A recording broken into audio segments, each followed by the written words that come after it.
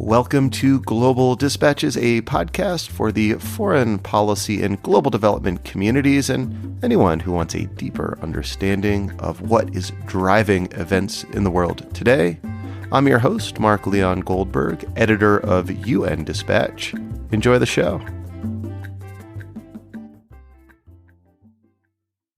Just before the start of the new year, Somalia's President Mohammad Abdulahi Farmaajo sought to sideline Somalia's Prime Minister Mohammad Hussein Roble. The president accused the Prime Minister of corruption and unsuccessfully sent soldiers to arrest him. The move was widely condemned by Somalia's international partners, including the United States.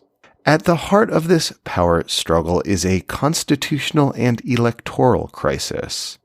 Somalia holds indirect elections in which regional and clan leaders select members of parliament who, in turn, select the president.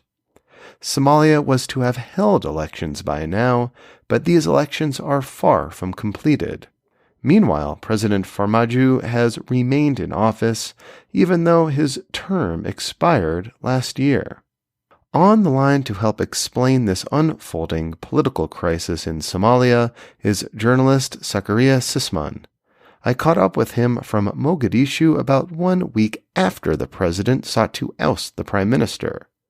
In our conversation, Sakariye Cissman explains the roots of this crisis and how it is impacting the Somali government's effort to combat an insurgency by Shabaab, an al-Qaeda-linked group that controls much of the Somali countryside. As with many recent episodes, we recorded our conversation using Twitter Spaces, and my podcast has partnered with Twitter to produce episodes using this new platform. To be alerted of when I am recording one of these live sessions, please just follow me on Twitter at Mark L. Goldberg. And today's episode is being produced in part through the support of the Carnegie Corporation of New York as part of a series of episodes showcasing African voices on peace and security issues in Africa. And I'll have more exciting news to announce in the coming few weeks. I wish everyone a safe and pleasant 2022, and here is my conversation with Sakariye Cissman, a journalist and political analyst in Mogadishu. I think to understand the current stalemate is very important that we discuss the genesis of the current crisis, because the current crisis is very different from the general crisis Somalia always has politically. And the current one is about the indirect elections Somalia uses now. Indirect elections, unlike direct elections, the traditional one, is a system in which traditional elders are basically given the power to form the next government, because they are tasked to select the electoral delegates that would form the next parliament, and that parliament will then elect the next president. And because of the simplicity of the system, critics deem it to be very prone to manipulation, and it always, they say, it favors the incumbent, which is exactly what just happened. Because before this standoff, the president was actually winning, meaning he was picking up seats for his supporters and his followers in every state, and he was doing okay until allegations of electoral malpractice picked up steam, and that sort of forced the prime minister to intervene. And what he did was he suspended some members of the indirect electoral committee and some members of another committee, which is the dispute resolution committee, and which people believed were full of the president's supporters, because he formed these committees. And because of that, the president didn't actually like that, and he tried to do put stop to it. And that is when he sort of suspended the prime minister by removing some of his powers he was given to him. You're saying at the root of this kind of current political crisis is the structure of Somalia's sort of nascent democracy, which uses like this kind of complex indirect system in which clan elders and regional leaders nominate members of parliament who then vote on, who's prime minister, who's president.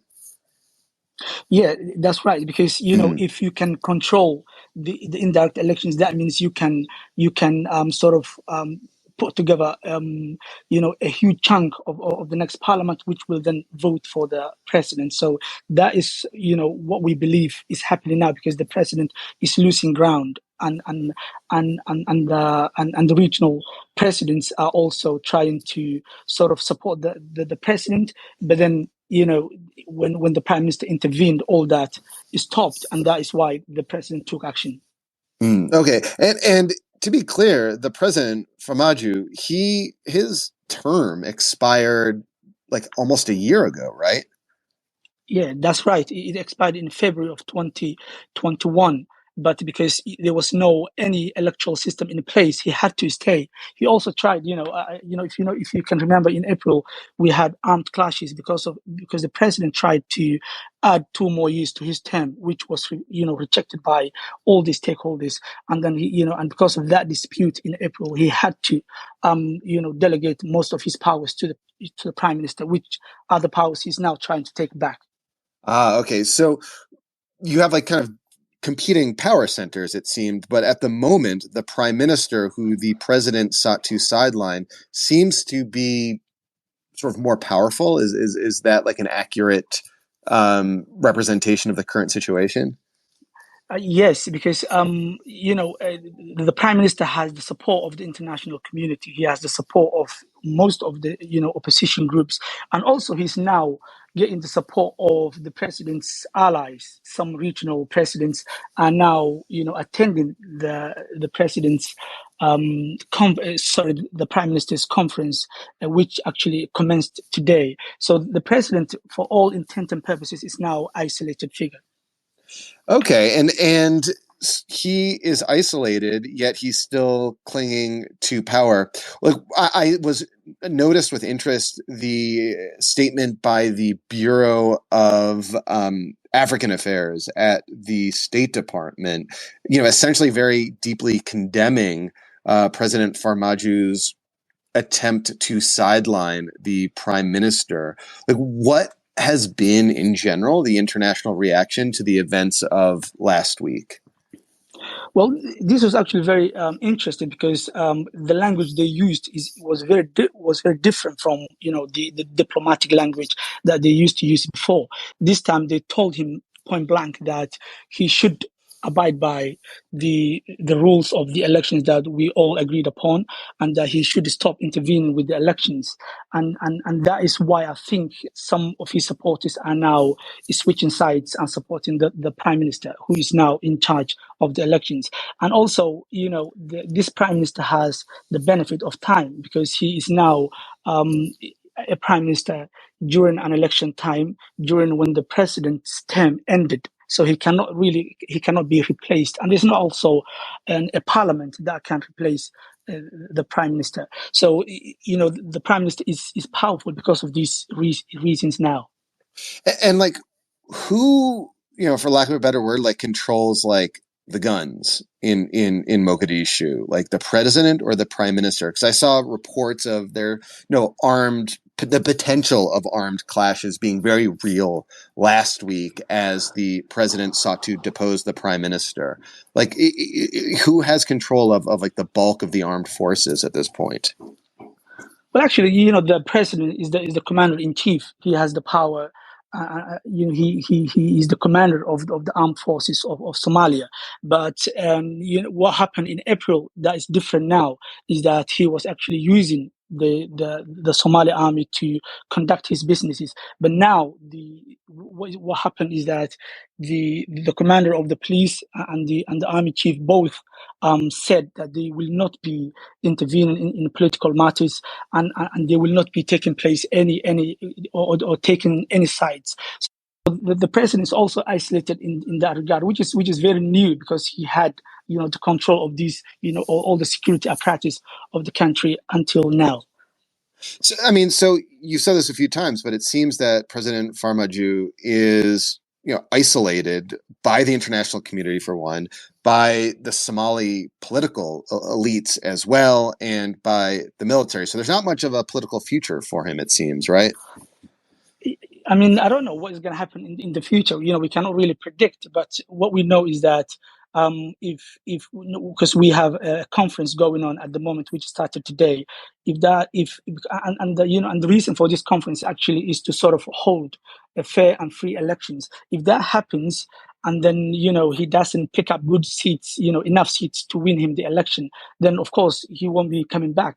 But we don't know what is going to happen in the future. But what we know is that no president was ever re-elected in Somalia. So, this could be the end of him, but we cannot really say that for certain. And these elections, if I'm understanding correctly, are currently ongoing. Like this, it's a whole process, right? Because you have like the indirect aspect of the election, of the nomination of the parliamentary, the members of parliament. The members of parliament need to vote on the government. Where are we in this process? Because it was supposed to have been completed, I think, on December 24th, but it seems we're nowhere close to that, right? Yeah, no, that's right. I mean, the election started, I think, around mid last year, and around December or September last year. And what happened was we now have the upper house of the parliament in place, and we now electing the lower house of the parliament. And when that concludes, then those two will elect the next president. So I don't know how that will, how long that would take, because unlike previous electoral cycles, this time around we're sort of electing a couple of seats at a time, which is sort of dragging on the whole process.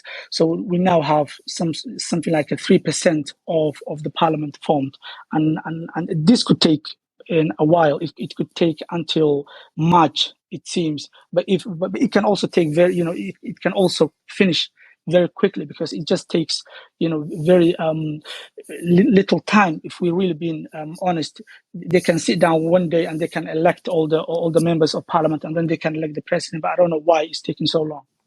But it seems, until new parliament is seated through this indirect process, until a new government is formed, we have this we're in this like electoral and almost constitutional limbo, and sort of layered on top of this, and the messaging that's coming, at least from the United States, and I'm seeing, is that you guys, you Somali government elites, you need to get your act together because you have a more pressing concern, which is the ongoing insurgency by Al-Shabaab. How has armed insurgents against the government have they seized this sort of moment in any meaningful way? Have they stepped up attacks? What's like the state of play of the insurgency? Well, fortunately, we're not seeing any uptick of actions by Al-Shabaab or any other group. But what we're seeing is that, like what happens in every election cycle, we see them sort of take some actions that they've never before. They're now taking some they're taking over some cities in the southern parts of the country. But I don't know if that is because of the elections or that is something that used to happen before. But what we know is that, and I said before, what we're having now is not just the electoral crisis we're having now, it's a constitutional crisis that Somalia has, because in this country we do not have constitutional courts that can settle disputes between top leaders. And we know the president can appoint the prime minister, but he cannot remove him from power. Only the parliament can do that. So what happens every time is that when a prime minister is appointed, it sort of emboldens him to do whatever he wants to do, because he is not, because the president cannot sack him. And I think the next government, it should be their priority to sort of finalize the provisional constitution we have now, and they should sort of try to set up independent judiciary that can sort of perform all these tasks that we really need very badly. I do want to get back to the Al-Shabaab question, but I do want to also follow the thread that you just opened up about, Somalia's really kind of weak political and judicial institutions are obviously not helping this sort of power struggle we're seeing right now between the president and the prime minister. Like on top of that, is there any sense or any prospect that the next government, if and when it's formed, will seek to reform the electoral system to a more straightforward, one person, one vote system? Is that a possibility? It is a possibility, but we actually don't know what is going to happen, because when President sort of and to hold one person, one vote elections, and that did not happen because of preparational challenges, and we don't know what is going to happen in the future. But we certainly hope that the next president and parliament and administration will do whatever it takes to sort of take the country to one person, one vote, because what we have now is a constitutional crisis after constitutional crisis, electoral crisis after electoral crisis, and if you don't fix that, that is going to repeat itself. Going back to the security situation in Somalia right now, can you sort of paint the landscape for us in terms of, areas controlled by al-Shabaab and other insurgent groups versus areas under more or less government control? What does the security situation look like right now? Well, in general, if you look at the Somalia map, what you see is that the government and the regional administrations always sort of control and the big cities, and all the rural areas and all the small towns are sort of indirectly run by al-Shabaab because they cannot really do it openly. But also what we know is that al-Shabaab sort of collects tax in Mogadishu, Mogadishu businesses, which is very well known. So there's sort of, you can call it a parallel government because if they can collect taxes in Mogadishu, then they're sort of competing with the government. But there's no any sort of, apart from a few towns, there are no any towns that they sort of control properly and openly. I mean, but so it's obviously, they're, as you said, they're seeking kind of parallel, almost governing structures, even in Mogadishu. I think it's just a testament to how weak the government is. Absolutely. I mean, we know that, but we don't know, when we see critics always talk about or sort of point out the fact that any administration that comes to power in Somalia never tries, very hard to sort of root out al-Shabaab. They never try that. It's, whenever they come to power, any administration, the first thing they do is try to come back to power.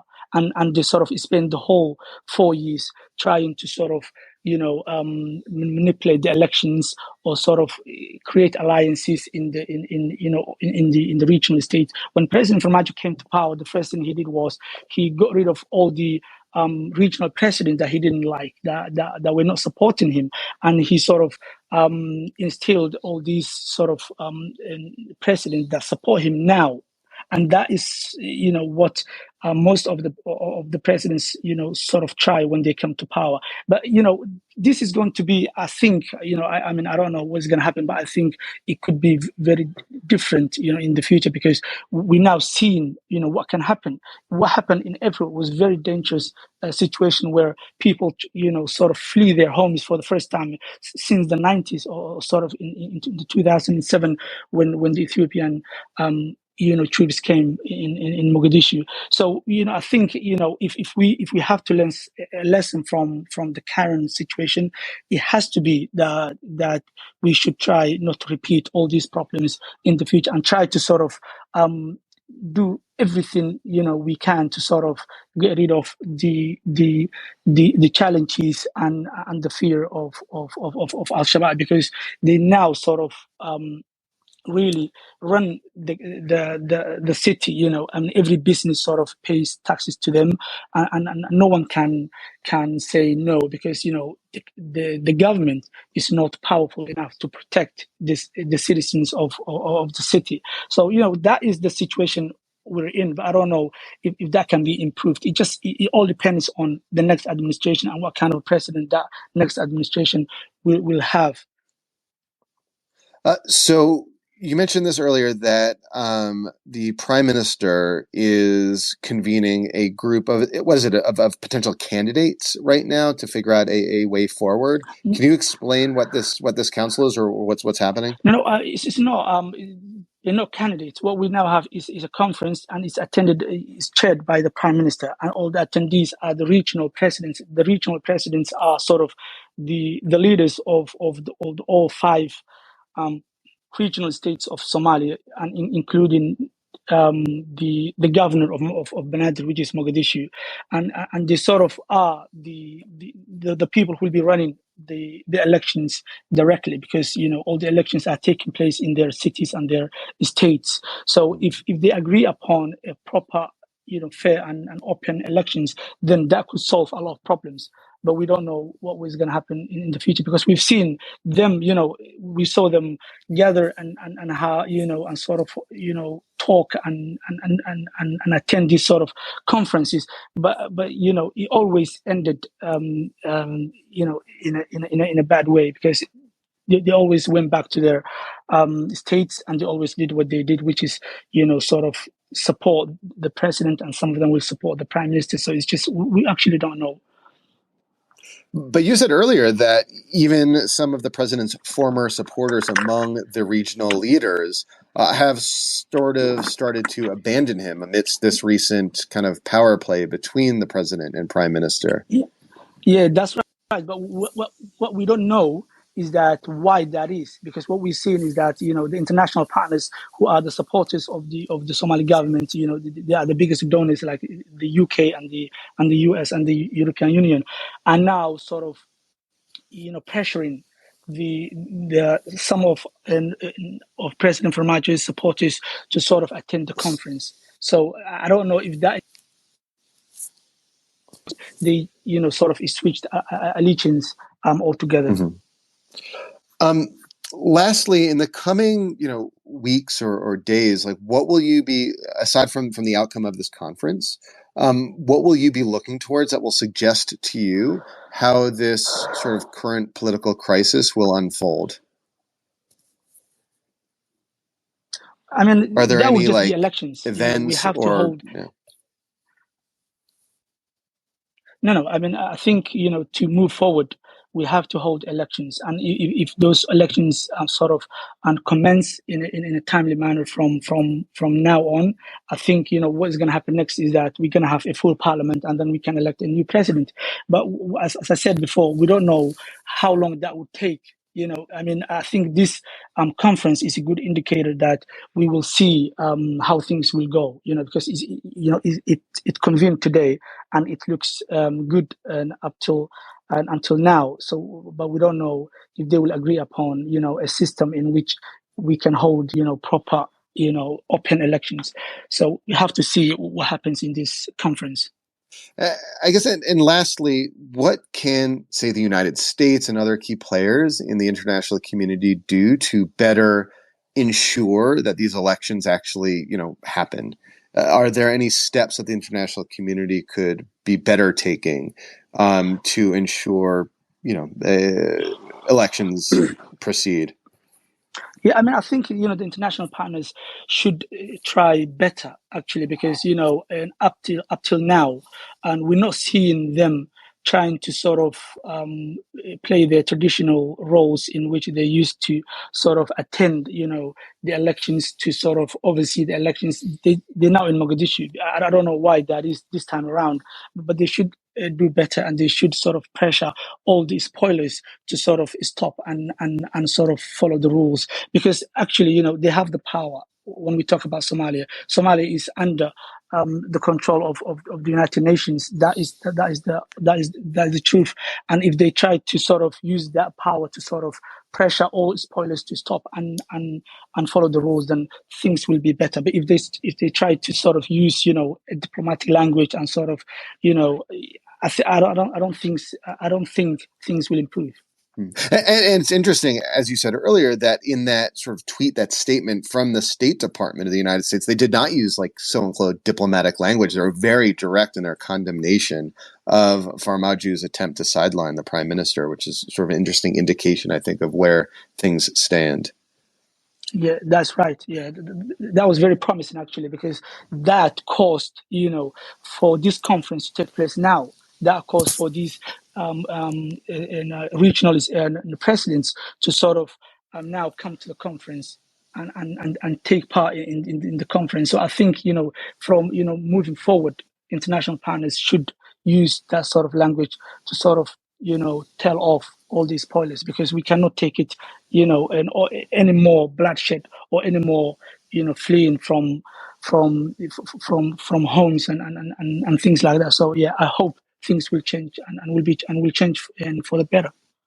Well, Sakariye, thank you so much for your time. I'll post a link to your Washington Post article on the Global Dispatches podcast homepage. Thank you so much. Mark, thank you.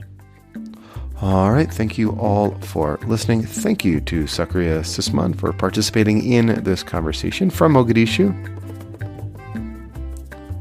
And a disclaimer that the views and opinions expressed in this conversation belong solely to those of us who expressed them.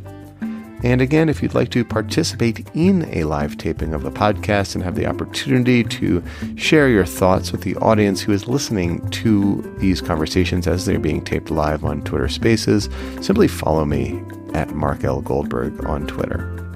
Thanks so much, and we'll see you next time. And again, have a pleasant and safe new year. Bye, everyone.